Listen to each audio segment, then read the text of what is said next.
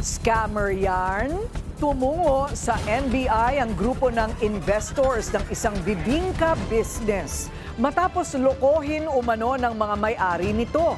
Ang halaga ng nawalang pera aabot daw sa mahigit 100 million pesos. Yan ang agenda report ni Andrea Salve.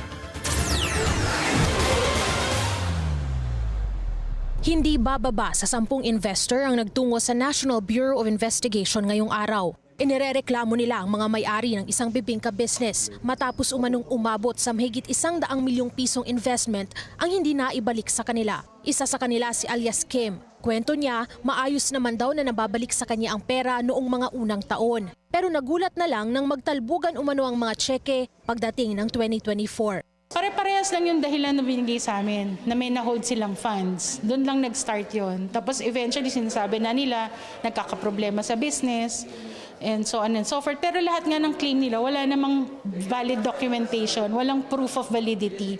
Puro sinasabi lang, theirs are just alibis. The remaining unreturned investment on my end is about 7 million. It's very, very stressful. As you imagine, 2024, and it's already 2026.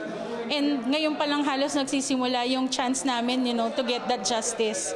Bagaman pakiramdam nila malabo, umaasa pa rin ang grupo ni alias Kim na mababalik sa kanila ang nawalang pera.